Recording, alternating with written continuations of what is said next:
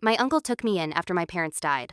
I was never supposed to leave. After my parents died in a highway accident, no one in my family wanted me. Except my uncle. He lived alone in our ancestral house on the edge of a small town in Madhya Pradesh, the kind of place people avoided after sunset. Large iron gates, neem and banyan trees growing too close to the walls, rooms that smelled of dust and old paper. He greeted me warmly, almost eagerly. That should have been my first warning. On the very first night, he asked me my age 3 times. He asked for my exact birth date.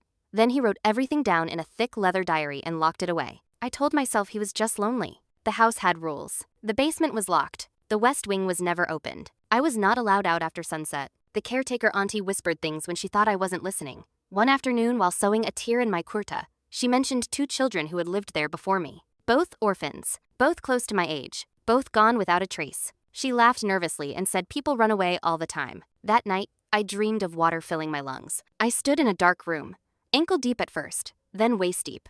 2 figures stood across from me. A boy and a girl. Their clothes clung to their bodies like they had been pulled from a river. The boy raised his hand.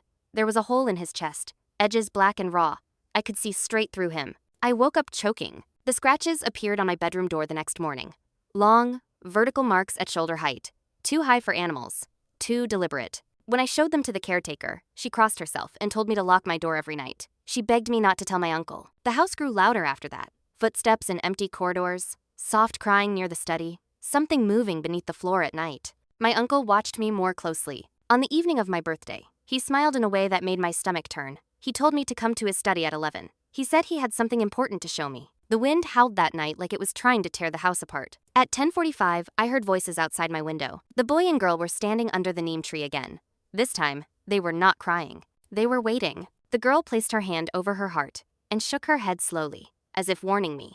The boy pointed toward the study window. I understood. I ran. The study door was open. My uncle sat in his chair, frozen. His eyes were wide, glassy, staring at nothing. His chest was torn open from the inside, ribs cracked outward. There was no blood, just emptiness. On the table lay his diary. He believed ancient rituals could grant freedom from death. He believed the hearts of 3 children would buy him eternity. He had planned everything carefully. 2 hearts already taken. Mine was meant to be the 3rd, but the diary ended abruptly. The last page was smeared, the writing jagged. They came back. The police said it was a heart attack. No one questioned it. The house was sealed. I was sent away. Years have passed. I still feel it sometimes. A pressure in my chest. A heaviness that doesn't belong to me. Some nights, when the wind is strong, I dream of standing under that neem tree, 2 figures beside me.